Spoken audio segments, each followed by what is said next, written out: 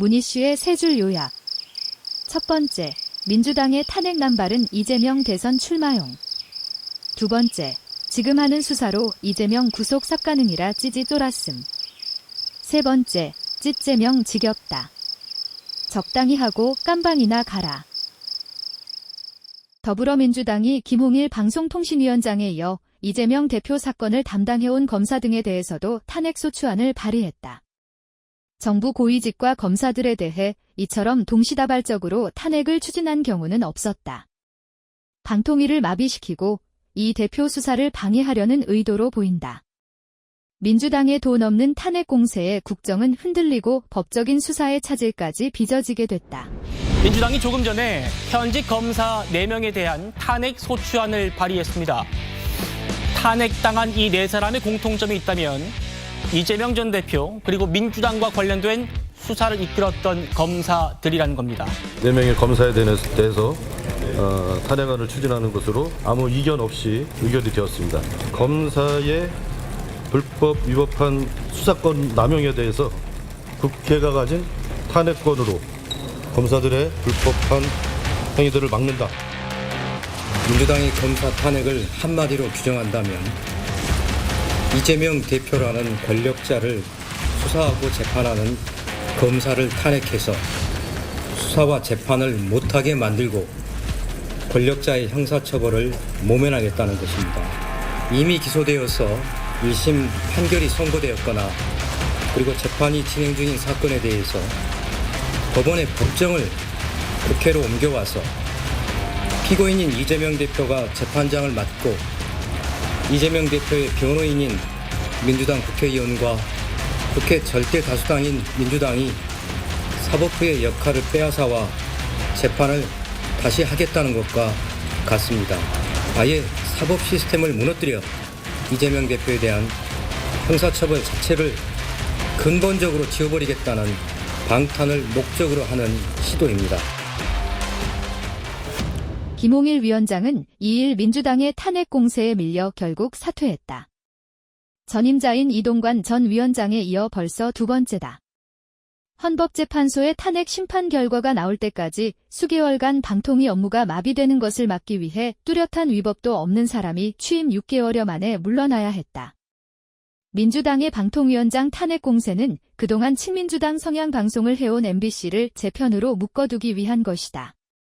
방통위가 8에서 9월 임기가 만료되는 MBC, KBS 등 공영방송 관련 이사진 선임 계획을 의결하자 이를 막기 위해 김 전 위원장을 고발하고 탄핵소추안을 발의한 것이다. 법률상 탄핵 대상이 아닌 부위원장도 함께 고발하면서 탄핵할 수 있다고 했다. 민주당은 작년 말에도 같은 이유로 이동관 전 위원장을 탄핵하려 했다. 이 전 위원장은 취임한 지 100일도 되지 않고 구체적 법 위반도 없는데 자진 사퇴해야 했다. 방송통신위원회 위원장직을 사임합니다. 지금 거대 야당이 국회에서 추진 중인 저에 대한 탄핵 소추가 이루어질 경우 그 심판 결과가 나오기까지 몇 개월이 걸릴지 알 수가 없습니다. 그동안 방통위가 사실상 식물 상태가 되고 제가 희생하더라도 피하는 것이 공직자의 도리일 것입니다. 이로 인해 방송 제어가 업무가 마비되면서 MBC, KBS 등 34개 방송국이 한 달간 면허 없이 방송하는 사태가 벌어졌다.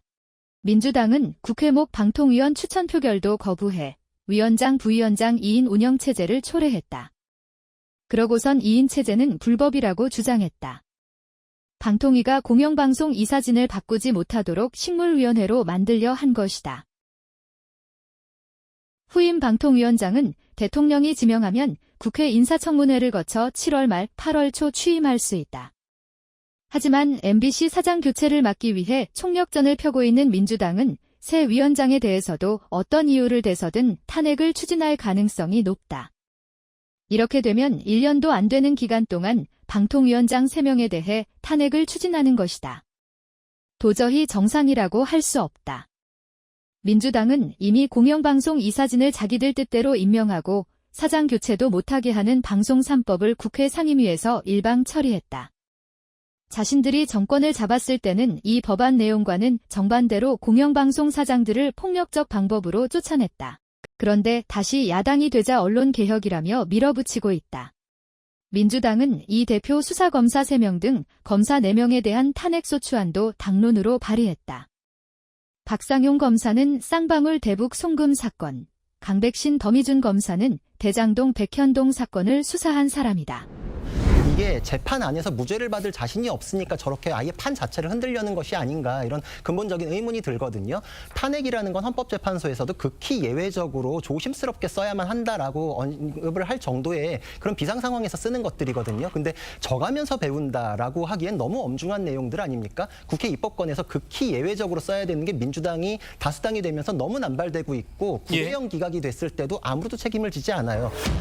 민주당은 윤석열 정부 출범 후 11차례나 탄핵안을 발의했다. 탄핵소추 전 사퇴한 방통위원장까지 합치면 13차례다. 이 가운데 자진 철회한 2건을 포함해 9건이 검사를 겨냥한 것이다. 이 모든 것이 결국 이재명 전 대표의 대선 출마를 위한 것이다. 철저히 정략적이라는 뜻이다. 국기문란은 헌법의 기본 질서를 어지럽히는 행위를 말한다. 지금 민주당의 행태는 국기문란이라고 불러도 지나치다고 할 수 없다. 구독과 좋아요, 그리고 알림 설정은 큰 힘이 됩니다.